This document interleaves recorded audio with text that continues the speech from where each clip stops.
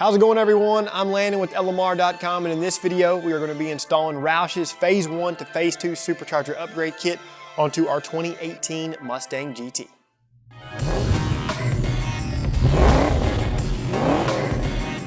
So for those of you that were unaware, about a year ago at the time of this video, we installed Roush's Phase 1 Supercharger kit onto our 2018 Mustang GT shop car. Now, up until this point, the kit's been great. It's made a lot of power. It's been very reliable. The only thing is we've had some issues with cooling.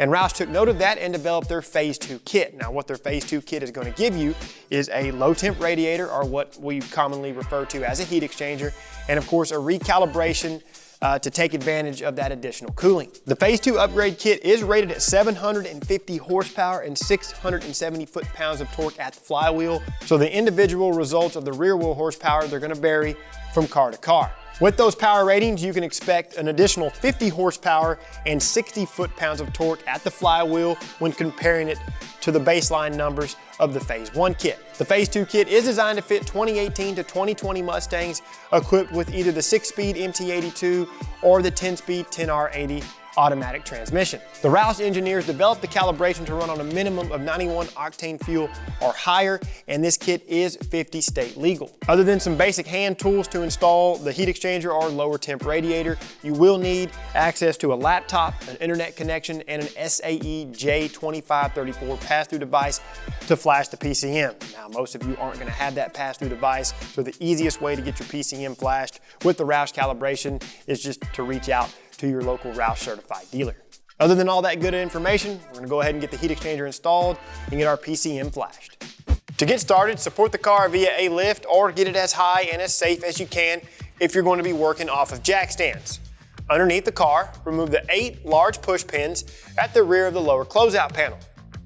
There are going to be 2 in the center, and then 4 on the driver and passenger sides.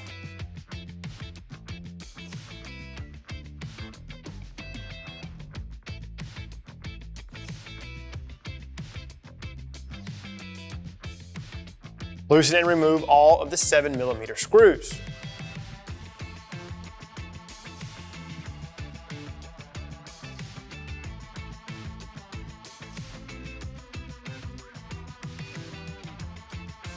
Of course, hold the panel with your free hand whenever you remove the last screw. You can now remove the lower closeout panel from the car.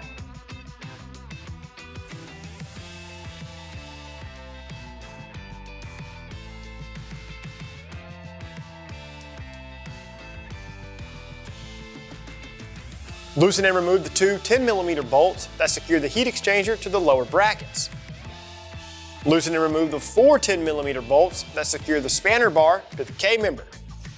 Hold the bar with your free hand whenever you remove the last bolt, and then set this aside. Fully remove the passenger side heat exchanger bolts. These are 10mm.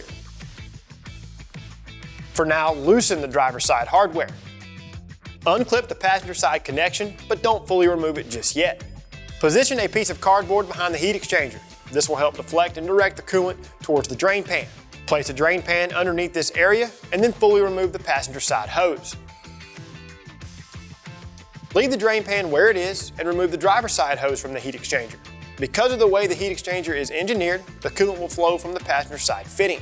Position the upper hose out of the way and then fully remove the 2 10mm bolts. Tilt the heat exchanger towards the passenger side to let more coolant run out.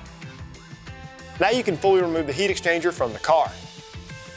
Place the new heat exchanger on a workbench. Use the provided foam weather stripping and apply it to the perimeter of the heat exchanger. This is the side that will make contact with the condenser. Install the new heat exchanger into the car and align it with the upper brackets.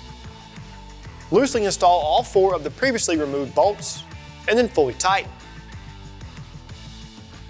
On the old heat exchanger, remove the rubber grommets and metal sleeves and transfer them to the new heat exchanger. If needed, remove the plastic clip from the old heat exchanger and install it back onto the quick connect fitting. Install both hoses onto the heat exchanger. Verify that they are fully seated by moving the fitting back and forth.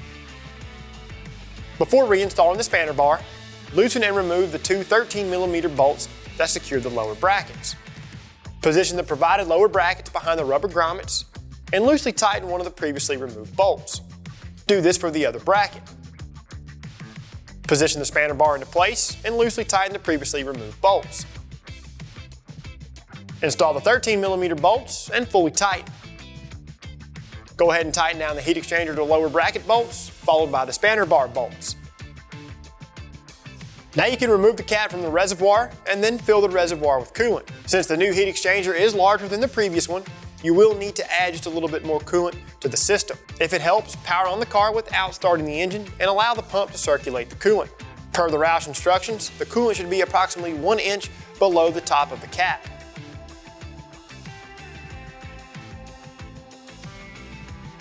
Go ahead and start the car and allow the engine to reach operating temperature. Now, just to clear the air, starting the car and allowing it to reach operating temperature is completely fine. Check for any leaks and then turn off the car. At this point, you can reinstall all the components that were removed for installation. If needed, you can drive the car to the dealership so that they can flash the PCM with the updated Roush calibration. Whenever the PCM is flashed, you're good to go. All right, the heat exchanger's on the car and our PCM is flashed with the Roush calibration. Now, just as a friendly reminder, the Phase 1 results were 641 horsepower and 567 foot-pounds of torque at the rear tire with 93 octane fuel. So those numbers are going to be our benchmark numbers when we compare it to the Phase 2 kit. So I'm gonna make a quick run around the car, make sure we're all good to go on our end for the dyno, and then it's go time.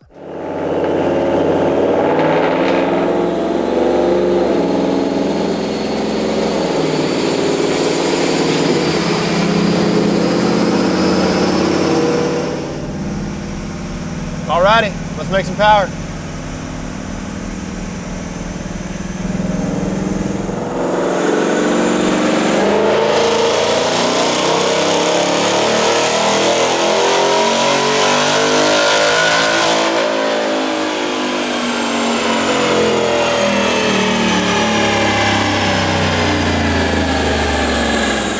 Alright guys, let's check out some results. The Phase 2 kit made 671 horsepower and 605 foot-pounds of torque. So if we do some simple math, that's good for gains of 30 rear wheel horsepower and 38 foot-pounds of torque on 93 octane fuel.